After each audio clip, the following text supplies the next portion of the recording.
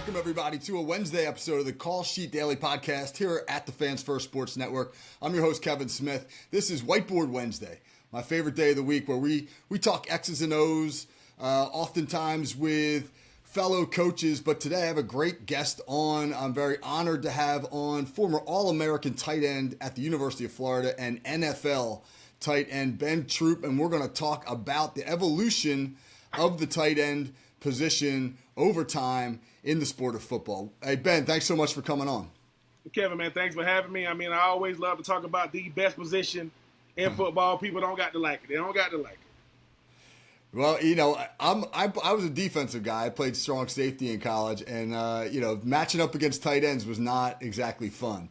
You know, I mean, they were so talented, right? You had to be able to do so many different things, and that's really what we're going to talk about, is how diverse the tight ends are and why they've taken on greater importance in football in recent years. Before we do that, though, hey, let's talk about your football journey. Hell of a career from Florida to the Titans and in the NFL. Take us through that real quick. Oh, man. Went from Swainsboro, Georgia, moved to Augusta when I was in the 5th grade. So you're going from a small town knowing everybody to a big city to where you know nobody.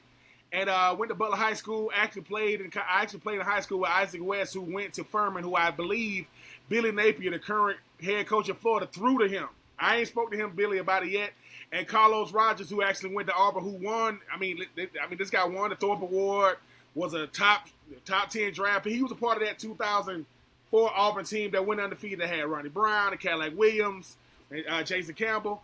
And went to the University of Florida. Coach Spurrier came to the crib. And you know, I didn't go to a prestigious high school that put out big-time recruits every year, so we were the first ones.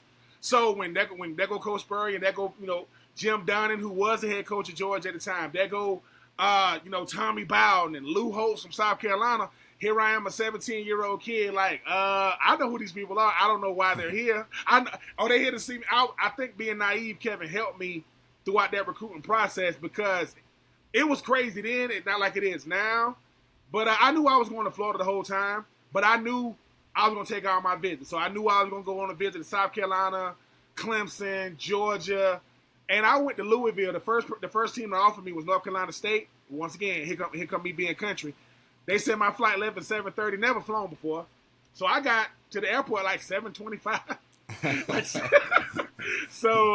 And I get there. They was like, what flight are you on? Like the 7:30 flight. It was like, and Daniel Field is not a big airport in Augusta. They was like, you see that plane right there?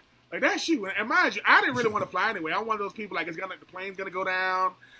It's going to, but long story short, when it got a chance to go to the University of Florida, Coach Spurrier was cool because of how he was, not how he coached. He was a great coach, man, mind you. But it's the little things he would do. Like, the world knows me as Ben. My real name is Benjamin. My family calls me Benny, so he called me Benny. It's little stuff like, hey, man, I want to let you know that you're not just another. I didn't play quarterback, so I had a great relationship with Coach Spurrier. But it was great because I got a chance to win his last SEC championship in 2000, won the Orange Bowl in 2001, and had Ron Zook. I always say this. Coach Spurrier was the coach I chose. Ron Zook was the coach I needed. I needed that dude because I needed to learn how to appreciate football, not just play it. Not just benefit from the benefit of football and really become a great teammate. Do I get drafted if I have Coach Spurrier? Yes. Do I get drafted as high? No. Because Ron Zook made me a good football. No, forget that. He made me an effective football player because he would always say, y'all care so much about being good and great. Just be effective. And I'm like, why effective? Because effective is something we can measure. We can't measure good and great. That's what you say down the line. The better we are. What they say, the farther away I give a football, the better we were. Oh, man, we was the truth. I mean, they had to drag us off the field, those type of. But got drafted in the second round, and I remember being in Swainsboro getting drafted by Jeff Fisher. So you talk about Spurrier and Zook and Fisher. Then I had a cup of coffee with Tampa Bay, so I got coached by John Gruden, which is crazy, and Lane Kiffin. I went to the then Oakland Raiders when Lane Kiffin was the head coach, and the greatest thing about my career was I wanted to do three things. I wanted to be the first guy drafted from the school I came from. In 2004, I was second round pick without the first guy drafted. First guy drafted the team I went to. Tennessee drafted out of the first round down to the second. And that's how I ended. I was the 40th pick, but I was still their first pick. And I wanted to walk away on my own terms. Once, I played 5 years, could have played a lot longer. But I'm one of those guys that when the game started feeling like work, it's time to move on. Plus injuries. I ain't never really dealt with injuries like that. But I enjoyed it, Kevin, man. It's hard to describe. I would say this. The best players in the world play on Sunday. No doubt about it. The best variety of football is on Saturday. You're going to get the best variety from games and coaches and schemes. But the purest form of football is high school, man. It is. Because most of those dudes know this the end. Like, I'm not going, and they accept that. So, and I got a chance to do it all from Augusta to Swainsboro. And, man, if I had to do it all over, I wouldn't switch it from the coaches, players, personalities. Coach Spurrier, the best way to describe Coach Spurrier is whatever you imagine him as, he is that. Whether you've never met, because, man, he's an offensive genius. The way he put schemes together. And what he did in the 90s and early 2000s, that's what everybody's running the spread. Only difference is now they just clap. That's a snap. Because the snap count, now they clap their hands together, they snap it. But I have no regrets. I hope my teammates enjoyed me as much as I enjoyed them, as well as my coaches. The funnest thing I got to do was Floyd Reese, who, may he rest in peace. He's the general manager that drafted me when I went to the Titans. And I asked him, I started working sports media when I got done with football. So in 2019, when the draft was in Nashville, and I got to work it, I'm over there on radio, I'm over there, getting my credential on Media Row, and he was in there. Man, I sat down in front of Floyd Reese. I said, man, why you draft me? Man, like, not that I'm mad that you did it, but why?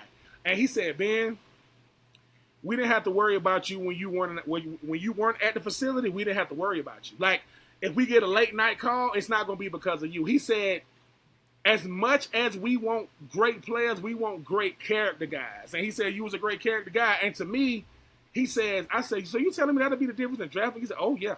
Because he goes, if you embarrass our franchise, if you embarrass our organization, you who we chose out of everybody. I'm not an outside linebacker, defensive end, cornerback, quarterback. So, and plus, man, from Georgia, went to college in Florida, had to learn Central Time up there in Nashville. Man, I ain't never had to leave the South.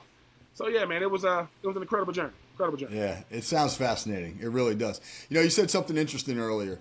You said, obviously you learned a ton of football from Coach Spurrier, but Coach Zook, who had been in the NFL prior to coming to college, made you more effective. How do you do that? What are some of the things you learned from Coach Zook that elevated your game? Because you wound up as a first-team All-American and a Mackey Award finalist. He taught me how to really, really, really understand what practice was. Like, he goes, practice is not the place where you get better at the things you get better at. Practice is the place where you get better at the things you're not good at. And you got to learn, because the game is going to force that from you. The game is not going to come down to a big catch and throw. It's going to come down to a big block. And so he taught me how to really embrace the game, because he says the crazy thing about football is you got talented players and you got gifted players. And the gifted players, they know they're gifted. My talent is enough to where I don't have to do as much. I don't have to run as hard. I don't have to work as hard. So what he would do is he'll say, look, I'm gonna speak to the team through you. I'm gonna say stuff to you, but I want them to hear me. And he said, all I want you to say is yes, sir, coach, no, sir, coach me, coach me. That's my lines. Meaning he says, I'm the director of this movie. You the star, right? But there are no stars without directors. So every Denzel got to have a Steven Spielberg. They the one that do the film. So for me, when I realized, dang, he says, your first line of contact when these scouts come on campus is me. Coach, look, tell us about Ben. And he goes, he says, either I'm going to tell him what you want me to say, or I'm going to tell him the truth. And the truth and what you want me to say better be really, really close. It better be, and for me, when you 20, 21 years old, you thinking to yourself, man, that's a lot on me, man. I'm trying to, but what he helped me realize is, Kevin, he said, what your teammates say about you, that's what you were. Not what you tell people you were. Forget all that. And my senior year, man, I had an 18-year-old freshman by the name of Chris Lee. So here I am, my senior year, I'm ready to get right. He said, protect him. Not a left tackle. not a fullback. The tight end, because he gonna depend on you. And once I realized, dude, if I don't protect this youngin out here, I don't know what it's like to start in the SEC as a freaking quarterback. His first game starting was on the road against LSU. On the road. So, I mean, Ron Zook helped me appreciate coaching because I accepted it. Like, now don't get it twisted. It was rough when you dealing with it. But when he told me, I'm going to speak to the team through you, I didn't really know. I didn't really fully grasp what that meant. But he talked about body language, facial expressions. He said, don't do that because they looking at you. And if they see you doing that, they're going to think, oh, that's how. And once I realized that part, I mean, to be quite honest with you, Kevin, man, I didn't even know who John Mackey was when I was a John Mackey World finalist. I wasn't a football historian. But here's the thing. We get to the bowl game my senior year, and I was sick as a dog, man. I don't know if I had the flu or pneumonia. I ain't never been that sick. It's us in Iowa, and we're in Tampa in Ybor City. And we had to do everything, like, they have us doing stuff together. We at, like, Ybor City, and we at, like, a arcade or something, like a Dave & Buster's, and I am laying down on, like, some chairs, and these cameramen was finna walk. I remember Ron Zook saying, if you put them cameras on him, and mind you, head coach is going to look out for you, not like that. And you know what I'm saying? So, for me, when I get to the bowl game, he said, you're going to be the first ever first-team All-America, don't even play in the bowl game. I said, wait. I said, I'm a first-team All-American? He was like, you didn't know that? I'm like, nah. Like I was a purist. Like, when people used to put tape on their shoes, I thought that was cool. I said, man, what? I didn't know what that was. I didn't know what guys be talking about, prep style. Man, I didn't know what none of that stuff. So, when we get to the banquet for Iowa, they had a picture of. They had pictures of each. They had a gallery from Iowa with Bob Sanders. They big time safety. They had a picture of me and Keywan Brown. It was big, man. And just imagine walking in a banquet with all these players and you see a big old picture of you up. I'm like, what the? So for me, I owe so much to Ron Zook because he said.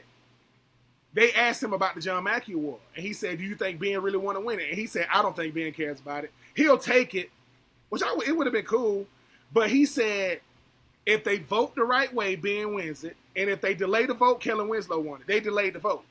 And when I got asked about it, they was like, hey, Ben, man, do you feel crazy about not winning the award? I said, Kellen Winslow is Kellen Winslow Jr. Like, yeah, his dad is a Hall of Fame tight end. Yeah, my dad was in jail when I was growing up, man. So y'all don't even know my dad. And now he wasn't that at the time. I said, we chasing different legacies, man. My legacy ain't, I'll take it. I think it's cool. But Ron Zook showed me how to be a great team. I would put my teammate status, forget stats. Teammates, though, oh, man, I'll put mine up against any player came through Florida because now that I'm in sports media, Kevin, I get to talk to some of my former teammates. It almost brings a tear to your eye, man, because you don't realize how much of them youngins was looking at you. They're like, man, we used to watch y'all practice. He said, we watch how y'all practice, we watch how y'all talk to the coaches, and we watch how y'all treated teammates.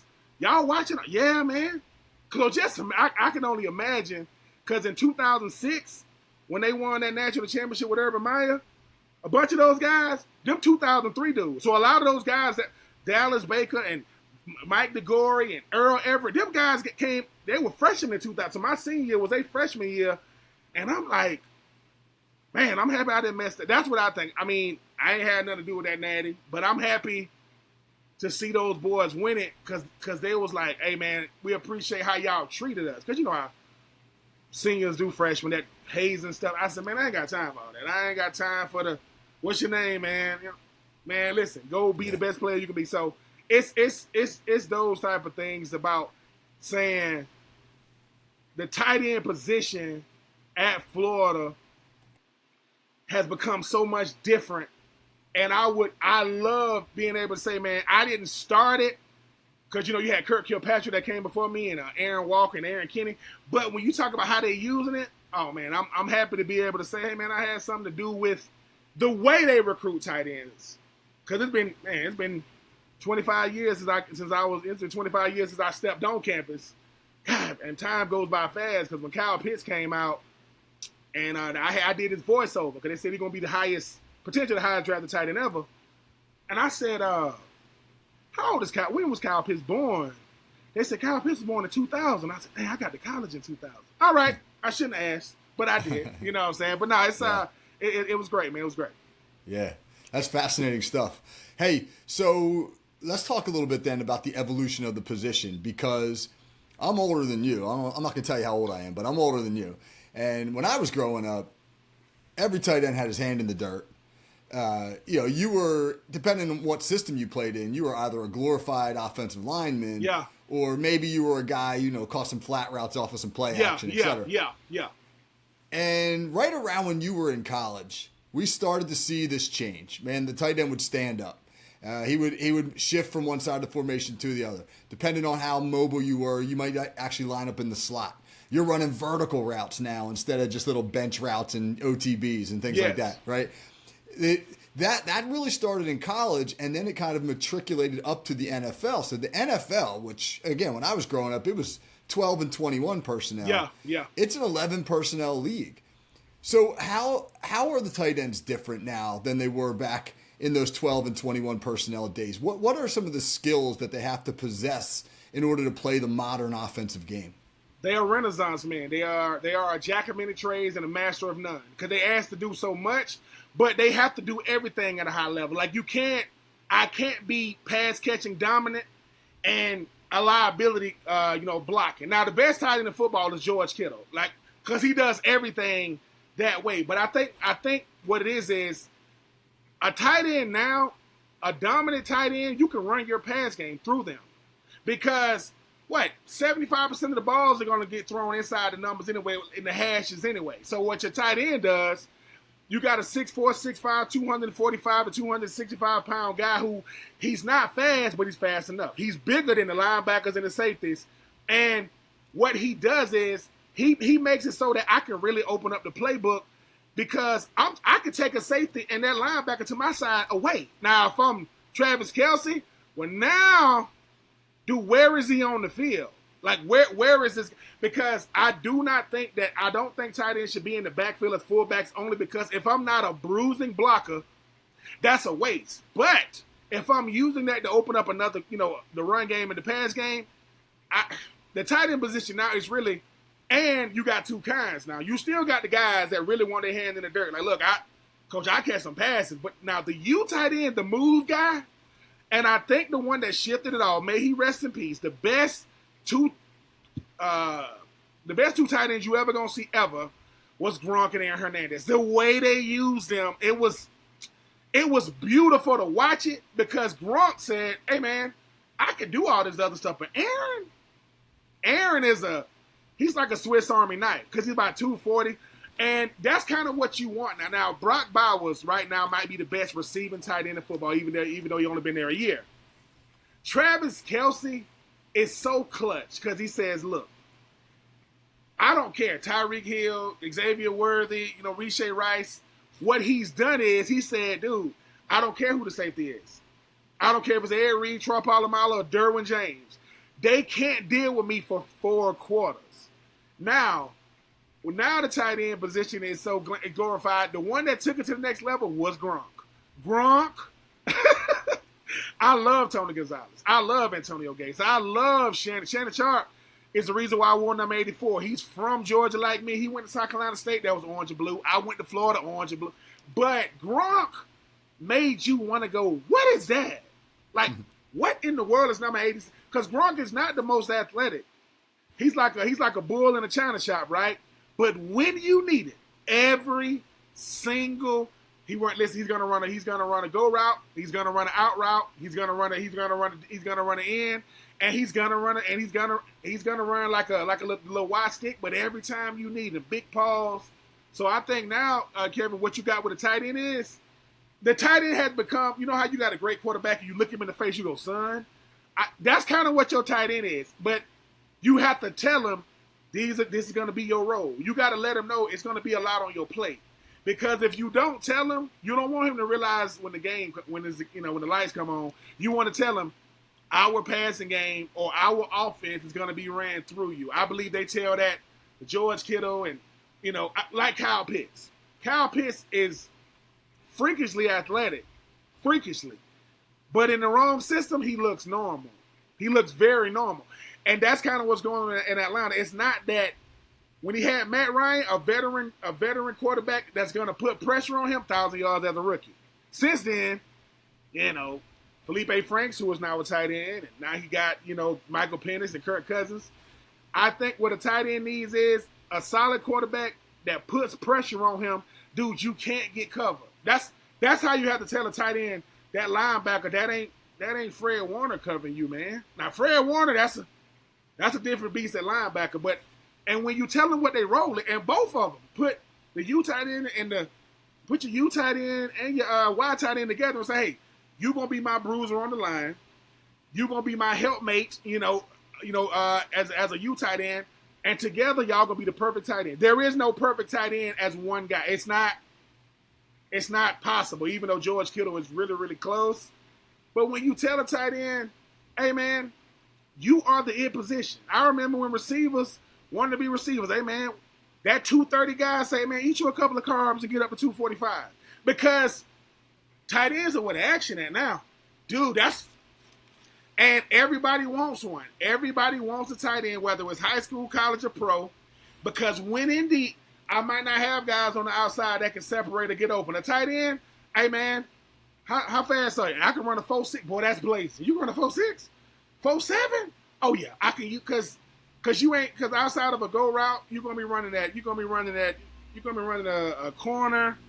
And I think now more than ever, Kevin, if you give him a role and he embraces it, I'm just telling you, man. I think these guys now are coming in dominating, whether in college or pro, because they're not walking out of high school having to become something.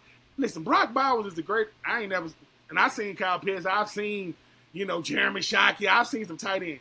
Brock Bowers, that dude, I ain't never seen nothing like him. And he walked into the pros, and I believe they was like, hey, Brock, don't worry. We ain't going to ask you to gain 20 pounds. Do what you do. And I think if you get you a couple of, because you need more than one, you need two of both. You need two Ys and two Us. That way you got, that way neither one of them is asked to do anything, because I'm sorry.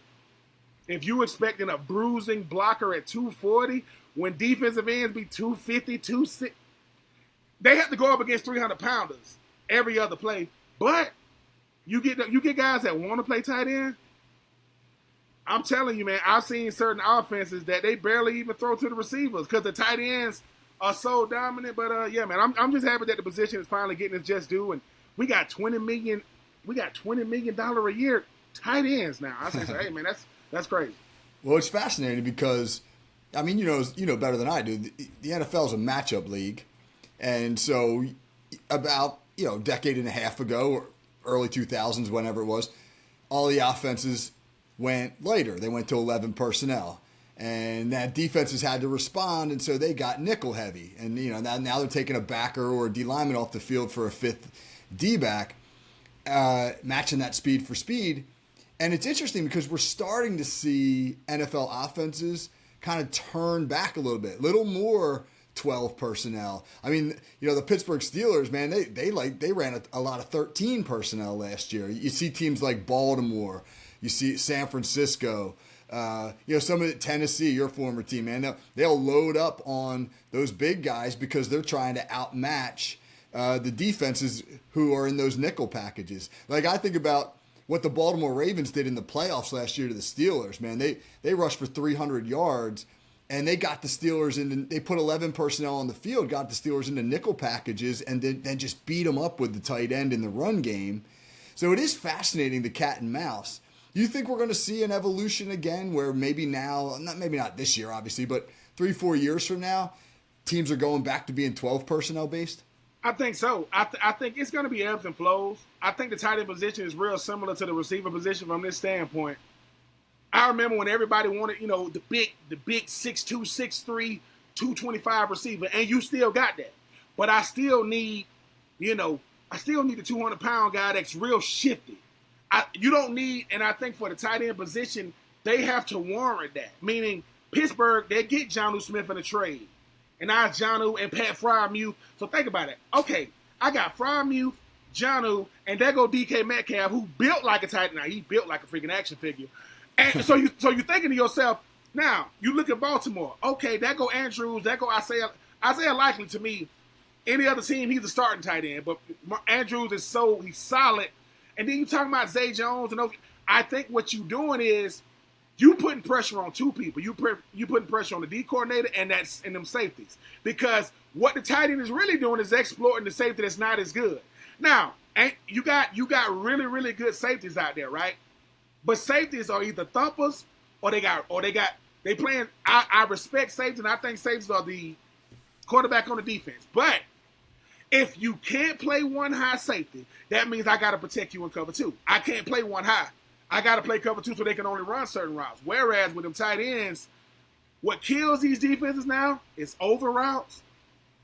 And the over route is simple. Under the Sam, over the Mike. Under the Sam, every single, and you're going to come wide open. People say, why not go over the Sam? That Sam is going to funnel you by the time you get to the, and then that Mike going to see you. Another route that is killing a lot of these, defenses now, and I hate, and it's crazy, it's corner routes. Because what a lot of these safeties are doing, they're cheating, but everybody want to, stop, Jefferson and Jamar Chase. That tight end coming wide open.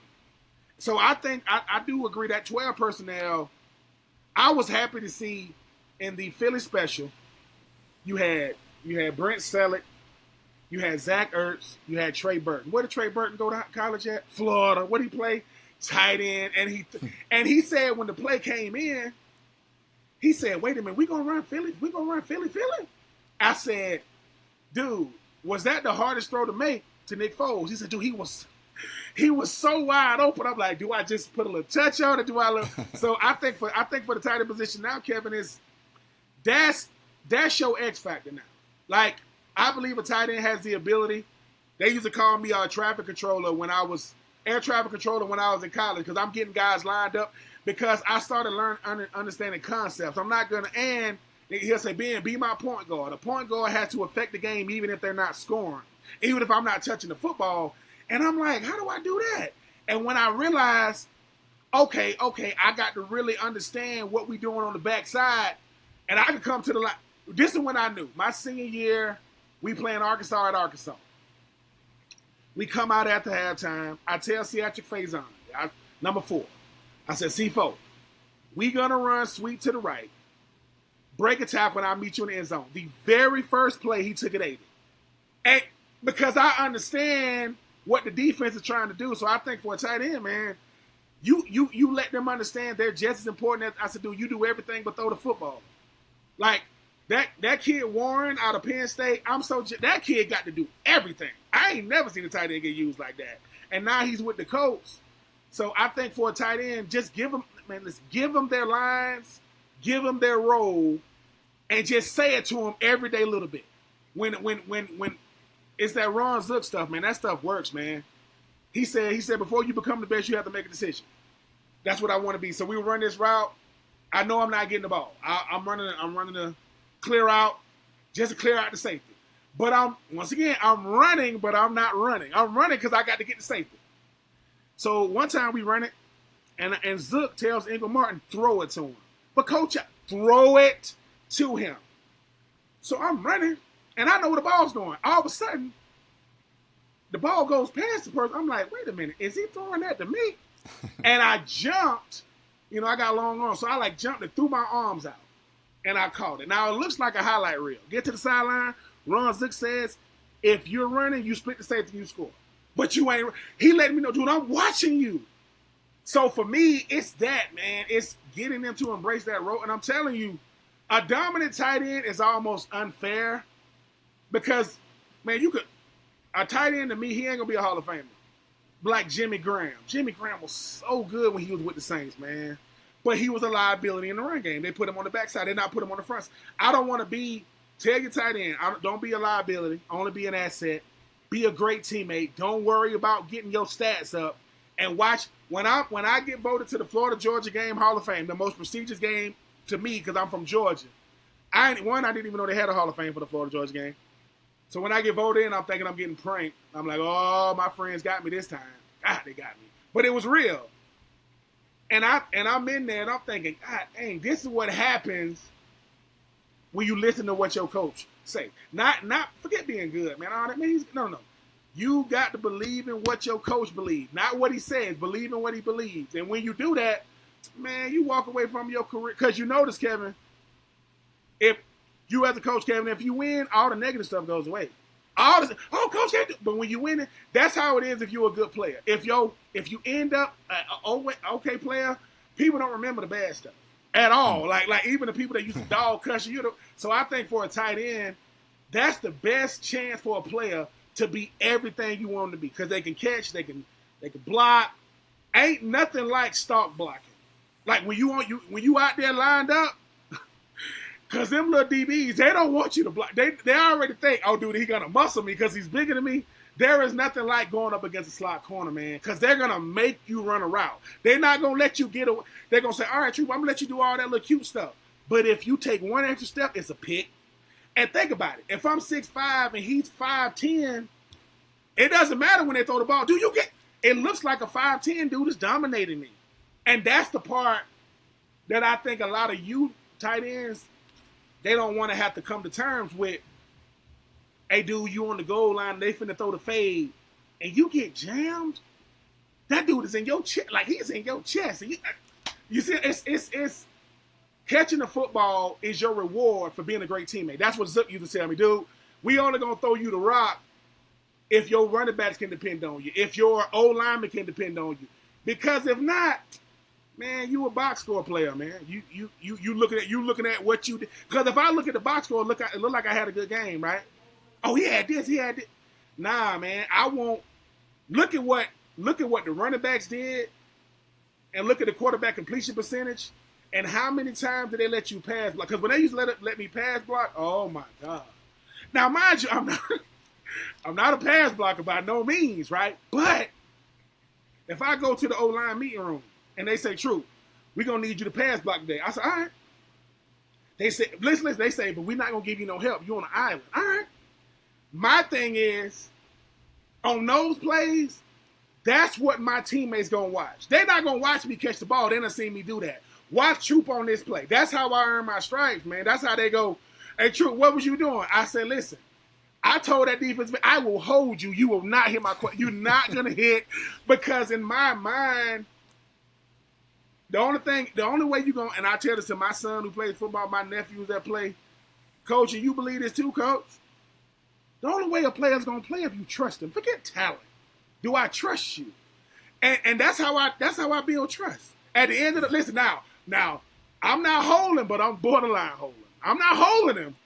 But to me, so I think for those tight ends, just tell them what you want from them and drill it in them. Tell the tight end coach and say it to them every day. Hey, man, every day in football is an audition.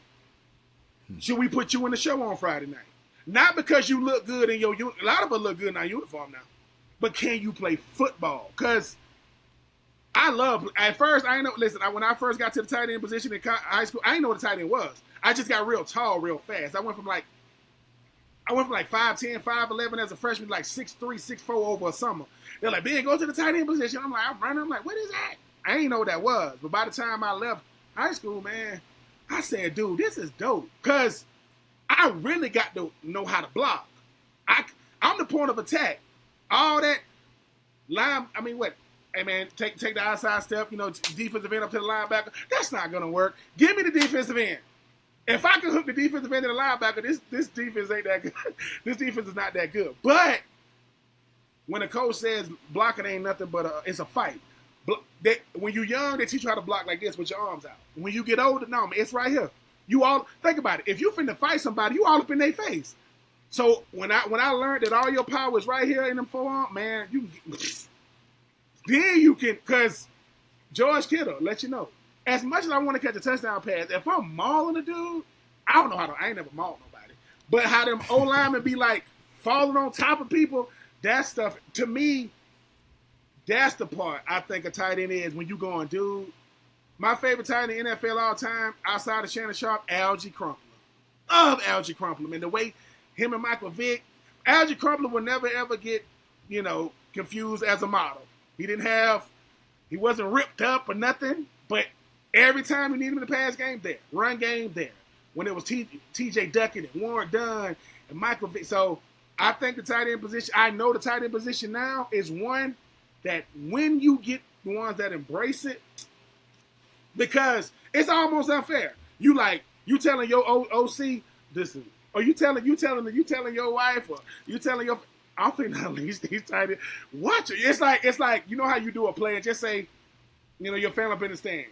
And it's when you told them about, you kind of look at your show like, I'm trying to tell you. That I think that's what the tight end position is now. It's dude, we need you to get open every play. You're the number one receiver that don't play receiver. You just a big body. When the defensive backs are doing this, if the cornerback is looking at it, like, dude, you got to help me. And you be like, ain't nothing y'all can do. And I don't care about no yak. Yak is when you get your legs up. Other than that, man, listen. First downs and touchdowns, baby. And I'd rather have 100 catches, 5 touchdowns, and 70 of them was first down. That means the drive is moving, than to have 80 catches, and I'm averaging 6 yards a catch. Come on, bro, I can't even move the chains like that. I want to be a 10 to 15 yards a catch. I'm a chain mover. And it's stuff like that. And I'm old now, so when I talk to them youngins now, they be like, oh, here come this old dude. Talking about the good old days. But I'm like, hey, man, every good team has a good tight end. From college to high school. And I say, get you 2 of them, man, because I didn't realize how much they get recruited. Like them tight ends, them ones that could, a lot of them coming to college real lanky. They about 6'6", about 225.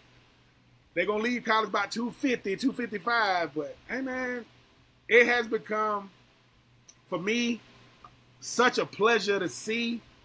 They got tight end you now, man. With Greg Olsen and George Kittle and Travis Kittle. I would have, in Nashville, at Lipscomb University, I would have loved to have that, just to have us all together and look at Travis and go, so you with Taylor Swift? How you do that? What? You know what I'm saying? Just little stuff, man. Because I think the brotherhood is just as important as because they know if one of us do well, we got to do well collectively, man. That's so.